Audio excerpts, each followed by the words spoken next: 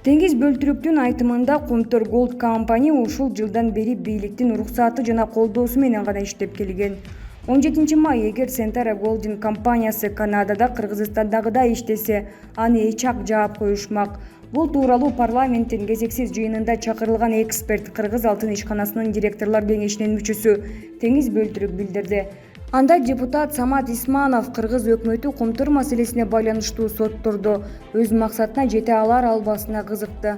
Мен юристтерге жана сандарга ишенем. Мен ал жакта иштегем. Декабрда барганда эмне болуп жатканын көрдүм. Мыйзам бузуулар ого эле көп. Канадада болсо аны эч ак жаап коюшмак. Комтор Голд компания ушул жылдан бери бийликтин уруксаты колдоосу менен гана иштеп келген, деди Бөлтүрүк. Ал эми эл өкүлү Махабат Мавлянова сотко кайрылып убакытты кетирбей, кенди улутташтырып салса болбойбу деген суроо узатты. Азыр бизге Канаданын, Нью-Йорктун юристтери адилеттүүлүк силер тарапта жеңесиңер деп айтып жатышат.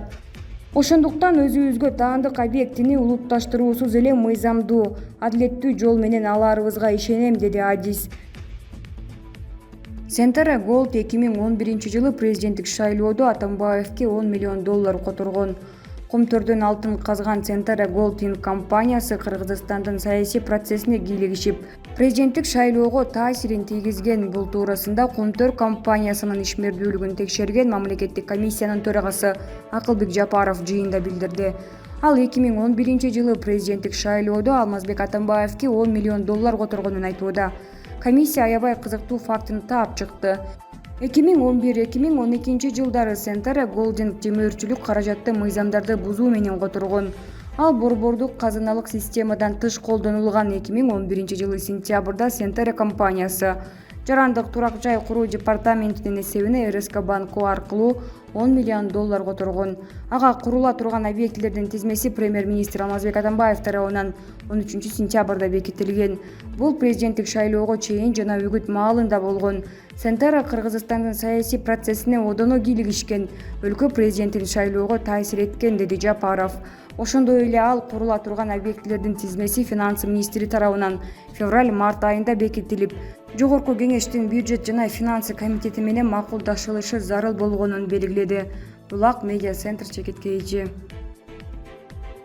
Айбек Бузурманкулов мөңгүлөрдү бузууга жол берген Атамбаев жана Исаков мыйзам алдында жооп бериши керек. 17 майда Назар Ньюс маалымат агенттигине Талас облусунун мурунку губернатору Айбек Бузурманкулов: Айбек мырза, Комторду иштеткен Centara Gold компаниясы Centara Golding эл аралык келишимдерди бузду деген максатта Кыргыз өкмөтүн эл аралык арбитражга бергенин жарыялашты. Эл аралык сотто Centara Gold'тун экологияга эсепсиз зыян келтиргенин эске алынбайбы? Менимче биз эл аралык келишимдерди бузган жокпуз. Тескерисинче Centara Gold Кыргыз мамлекети менен болгон келишимдерди, экология, салык боюнча мыйзамдарды бузган. Экологияга орду толгуз зыян келтирип, табигатыбызды талкалашкан. Тагыраагы 2003-жылы келишим коррупциялык келишим болгон. Ошон үчүн бул маселеде коррупция боюнча да иш козголушу керек. Анткени коррупция бар жерде сот сөзсүз Кыргыз тарапта болот. Ошондой эле 2003-жылы келишим боюнча Комтор мыйзамсыз менчиктештирилгени да эске алынышы шарт. Кыскасы, Кыргыз бийлиги коркпой эле чечкиндүү кадамдарга бара берсе, утуш биз жакта болот. Азыр дүйнө жүзүндө экология маселеси биринчи орунга чыгып жатат. Ошондуктан артка чегинбей, алдыга кадам таштап, эл аралык соттор экологияны эмес, келишимди эске алат дегенге алданбашыбыз керек. Баса Акылбек Жапаров Сапар Исаковдун өкмөтү стратегиялык келишим түзүп, экологияга келтирген доону да артка чакыртып алган, деди. Кыргызстандын кызыкчылыгы эске алынбаган келишим боюнча эмнелерди айта аласыз? Мен Сапар Исаков Кыргыз элинин кызыкчылыгын эске албай, Centara'га жан тартып, аларды бирөөгө доо жыга турган болсо, Кыргыз өкмөтүн коргой турган милдеттемелерди алган келишимин Кыргыз элине кылган чыккынчылыгы дейт элем. Тагыраагы ал келишим менен Сапар Исаков колу бутубузду тушап, бир жеке компания Кыргыз элин басып берген. Мындай чыккынчылыгы үчүн жана суу кодексин өзгөртүп, мөңгүлөрдү бузууга жол бергени үчүн Атамбаев жана Сапар Исаков мыйзам алдында жооп бериши керек. Булак Назар Ньюс чекиткейчи. Жапаров Ташиевди жакшы көргөнүң да, жаман көргөнүң да колдоптур. Өлкөнүн башына 30 жылда топтолгон опурталдуу маселелердин чоң сыноолору келди. Россия Түркия менен бычактын мезинде сүйлөшүү менен тең салмактуу мамилени түзүп кетүү, дүйнөлүк алтын мафиясы менен болгон соттошуу, кошуналар менен чек ара маселесин такташуу, өлкөдөгү чала өлгөн жылаандай болгон коррупционерлердин ичтен кыжырдануусу президентти 7 баштуу ажыдаардай ороп турат. Карапайым эл кайраттуу болуп барганда чыгымдарга ишенбей, бир жакадан баш чыгаралы. Бир эле комтор маселеси тереңдеп кетсе, эгемендиктен берки миңдей элитанын бети ачылганы турат. Ушундай учурда бүгүнкү бийликке карапайым калк калкан болуп бериши керек. Калкан болбой арабыздан ырк кетсе, Кыргызстанды ыдыратып жиберейин деген күчтөр толтура. Эрнис Нурдин. Мирлан Бакиров бул жүрүш менен кетсе, өлкөдө экинин бири болот го. Жогорку кеңештин мурдагы депутаты, азыр мамлекеттик мүлк фондун башкарып жаткан Бакиров Мирлан Исакбековичке бир өзгөчө сапат бар экен. Кандай сапат дейсизби? Илибой кишинин тилин тапкан жагынан алдына киши салдырбайт экен.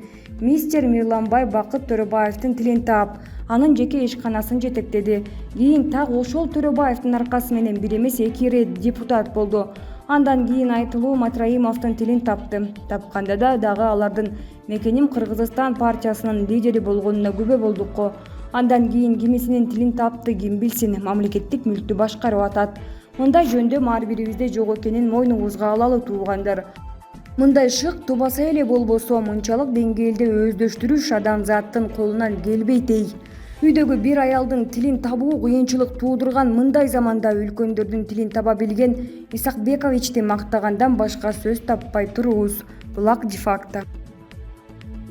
Тажикстанда билети бар жүздөгөн жүргүнчү бир жумадан бери Орусияга уча албай турат. Душанбе жана Хожент аэропортунда Орусияга авиабилет сатып алган жүздөгөн жүргүнчү бир жумадан бери уча албай турат. Буга Тажикстандык жарандык авиация агенттиги Орусиялык Северный ветер авиакомпаниясында каттамдарды аткарууга уруксат бербей жатканы себеп болууда. Бул боюнча агенттиктен комментарий алууга мүмкүн болгон жок. Душанбе аэропортунун аты-жоонун билдиргиси келбеген өкүлү Северный ветер компаниясы чоң учак пайдалангандыктан ага учууга уруксат берилбей жатканын билдирди. Анын айтымында жарандык авиация агенттиги ал учак Тажикстан аэропортунун коопсуздук эрежелерине жооп бербейт дейт жүйө келтирүүдө. Аталган компаниянын Тажикстандагы өкүлчүлүгүнүн башчысы Мирот Жазизов аларга чоң учак менен учууга 2 жолу уруксаат берип, бирок 12 майда лицензиясын кайра чакыртып алганын билдирди. Жүргүнчүлөр көп болгондуктан алгач бизге учагыбыз чоң болушу керектигин айтышты. Биз бул талапты аткарып, уруксаат алгандан кийин билеттерди сата баштаганда лицензиябызды кайра чакыртып алышты. Акыркы 1 айдын ичинде Орусиянын түрдүү шаарларына 2000ден аша кишиге билеттерди сатканбыз. Кеп коопсуздук эрежелеринде гана болсо, буга чейин 2 жолу учуубузга уруксаат беришмек эмес, — деди Азизов. Анын айтымында жарандык авиация агенттигинин дагы бир талабы билеттерди арзандатуу болгон. Биз бул талаптарды дагы аткардык. Бүгүнкү күндө Орусияга эң арзан билеттер бизде.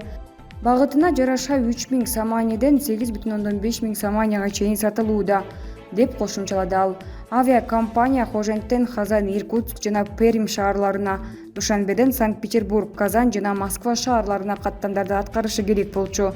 Курбанали Беков аттуу тургун жубайы экөө 12 майда Казан шаарына учуп кетиши керек болгонун, бир жумадан бери Душанбе аэропортунда отурушканын билдирди. Бүгүн учат, эртең учат деп улам-улам убада берип келатышат. Болгон акчабызга тамак аш алып, коронавируска каршы бир канча жолу тест тапшырдык. Анткени мурдагы тесттердин жарактуу мөөнөтү өтүп кеткен. Бардык жүргүнчүлөрдүн акчасы түгөндү, деди ал. Акыркы маалыматтар боюнча Орусияда 1 миллионго жакын тажикстандык эмгек мигранттар бар. Булак Медиа чекиткейчи.